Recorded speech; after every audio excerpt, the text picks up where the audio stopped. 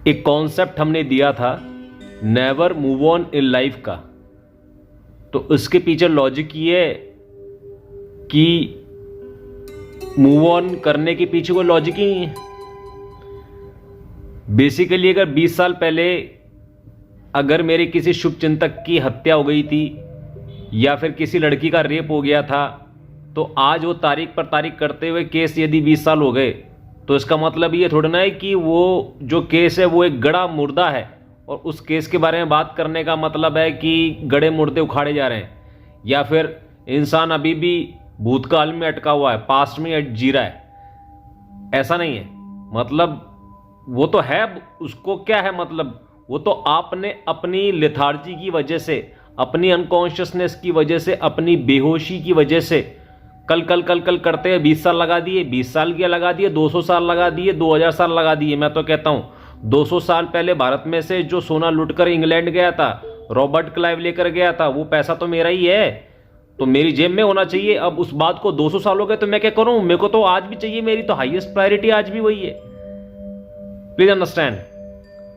लेकिन इसके पीछे जैसे कि मोटिवेशन स्पीकर होते हैं, वो होल्डिंग ऑन वाला एग्जांपल देते हैं कि एक ग्लास ऑफ वाटर को आप हाथ में होल्ड करके रखेंगे कुछ सेकंड्स के लिए तो ठीक रहेगा, लेकिन वो कुछ मिनट्स के लिए और कुछ आवर्स के लिए यदि आप उसको होल्ड करके रखेंगे तो your arm will begin aching, दर्द होने लगेगा। तो उसने ऐसा समझाते हैं फिर जो मोटिवेशनल स्पीकर हैं कि किसी भी मसले को होल्ड ऑन करके मत रखो, उसको रिलीज कर दो, लेट गो। तो जो लेट गो और मूव ऑन वाला कॉन्सेप्ट है ना, यू नीड टू अंडरस्टैंड, वो इमोशनली है, लॉजिकली नहीं है। मतलब लॉजिकली यदि 200 साल पुराना मसला ये है कि मेरा सोना इंग्लैंड में लूटा जा चुका है, लूट कर रखा जा चुका है, तो लॉजिकल आज भी लॉजिकल है।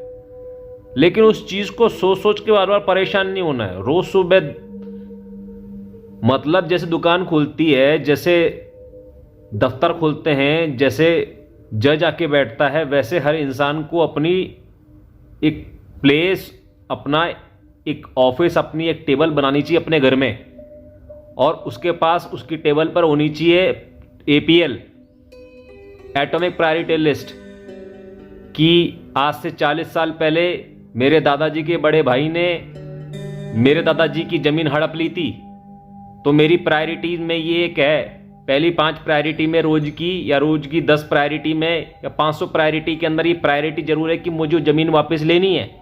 अब मेरी जमीन यार लूट ली, ये सोच सोच के परेशान नहीं हो रहा हूं, इमोशनली फ्री हूं मैं, प्लीज अंडरस्टैंड। और इमोशनली फ्री होने के लिए ही है सारे के सारे मेडिटेशन, विपස්සना। अपनी संवेदना को देखो, संवेदना को क्यों देखो, संवेदना कोई उठ ही नहीं रही। सिंपल सा लॉजिक है, रॉबर्ट क्लाइव ने जो मेरा पैसा लूटा है, जो सोना लूटा है, इंग्लैंड में चला गया, वो सोना मेरे को वापस ला के दो। इसमें क्या इमोशन और क्या फिलोसफी और क्या फ्रीडम, क्या मेडिटेशन, क्या संवेदना को मैं क्या देखूं, कोई संवेदना ही नहीं है। सिंपल सा लॉजिक है। तो मैं तो इमोशनली फ्री हूं, प्लीज अंडरस्टैंड। सारी समस्याओं से मैं इमोशनली फ्री हूं, मोस्ट ऑफ द समस्याओं से। तो इमोशनली फ्री होने का मतलब है इमोशनल फ्रीडम टेक्निक का इस्तेमाल करे आदमी। ईएफटी अलग अलग प्रकार के होते हैं, या फिर बहुत सारी साइकोलॉजी की, साइकेट्री की टेक्निक्स है, मेडिटेशन है, विपස්සना, ये है वो है। और जो बेस्ट है वो तो थर्ड चक्र है। बेसिकली थर्ड चक्र क्या है कि लॉजिक से काट देता सारी बातों को, मतलब इमोशनली इन्वॉल्व रहना उसमें, उससे इमोशन अटैच रखना, जिससे नहीं रखना अपने आप को, वो भी एक प्रकार का लॉजिक है। और लॉजिक से जुड़ा होता है जो कि थर्ड चक्र है, लॉजिक से जुड़ा होता है संकल्प। तो संकल्प भी आपको प्राप्त होता है कि वो है तो है, लेकिन मुझे अपना काम तो करना ही है। तो काम करने से, बेसिकली एक्शन लेने से, अपने सेल्फ एक्सप्रेशन में जीने से, न्यूरो जिम के अंदर टाइम स्पेंड करने से इंसान इमोशनली फ्री रहता है उन सब दुर्घटनाओं से। बट दुर्घटना तो एक केस है, तो उन केस का निपटारा तो होना पड़ेगा ना। मतलब 15 साल पहले यदि कोई लड़की मेरे को छोड़कर गई तो मैं तो उससे प्यार करता था, तो मैं तो आज भी करता हूँ ना। वो मुझे छोड़ के चली गई, उसने नंबर डिलीट कर दिया, ब्लॉक कर दिया, वो गायब हो गई, तो इसका मतलब ये थोड़ी ना। और 15 साल निकल गए, 15 साल टाइम पास करा रहे हो। कभी कोई क्रिकेट आ गया, कभी कोई चुनाव आ गया, कभी गर्मी आ गई, कभी सर्दी आ गई, फिर मेरी उम्र बढ़ गई, फिर मैं जॉब पे लगा गया, फिर मैं दिल्ली चला गया, फिर ये हो गया वो हो गया। अरे ये हो गया वो हो गया, उससे क्या हो गया?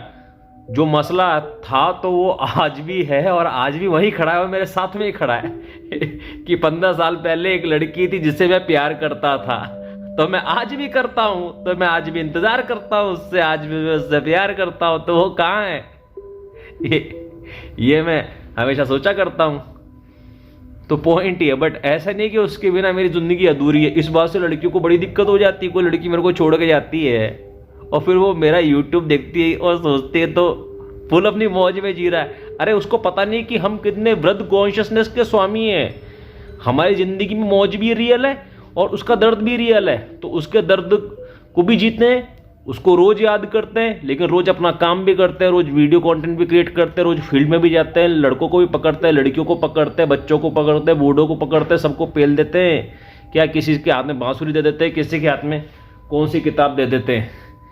ठीक है, अभी मैं क्या किताब, ये झोला देखिए हमारा, इसमें 3 बांसुरियाँ हैं। ठीक है, इसमें किसी के हाथ में संस्कृत दे देते हैं, किसी के हाथ में ये जर्मन दे देते हैं, क्या किसी के हाथ में ये जापानी दे देते हैं, क्या किसी के हाथ में रूबी क्यूब दे देते हैं। कहाँ गया रूबी क्यूब? कहाँ गया? इधर ही कहीं होगा। समझ रहे हैं? तो हम तो अपना काम करते हैं, इसलिए हमारे इमोशंस पर हमारा नियंत्रण रहता है। जब भी हमारा मन करता है हम उसके बारे में सोचते हैं और इमोशंस को जीते हैं, और फिर बाकी टाइम में अपना काम करते हैं, क्योंकि उधर भी हमारे पास अच्छे इमोशंस हैं। तो इमोशंस के साथ खेलना, इमोशनल इंजीनियरिंग तो इतनी हमने बचपन से की, इतनी बचपन से की है, मतलब की है बार बार। ये तो हम बताते हैं कि हमने अपने आप को प्रोटेक्टेड रखा है। आप यदि प्रोटेक्टेड नहीं रखेंगे गलत लोगों से और फेक लोगों से, बेईमान लोगों से अपने आप को, तो आप उनकी तरफ फेक जीवन जीने लग जाएंगे, तो आप अपने इमोशंस को एक्नॉलेज ही नहीं कर पाएंगे। तो फिर तो आप तो मूव ऑन कभी नहीं कर पाएंगे ना, इमोशनली आप मूव ऑन नहीं कर पाएंगे। ठीक है, तो एक केस हमारे पास जैसे कि आया था, डिवोर्स के केस बहुत हमारे पास आते हैं, लड़कों के भी और लड़कियों के भी, कि उसकी बीवी ने उसके साथ ऐसा कर दिया या उसके आदमी ने उसके साथ ऐसा कर दिया। तो उस बात से तो उसको इमोशनली फ्री रहना चाहिए और अपना ज़िंदगी में आगे काम करना चाहिए, ज़िंदगी में आगे नए मुकाम बनाने चाहिए और आगे बढ़ना चाहिए। लेकिन इसका मतलब ये नहीं कि उसको इस समस्या को नज़रअंदाज कर देना चाहिए।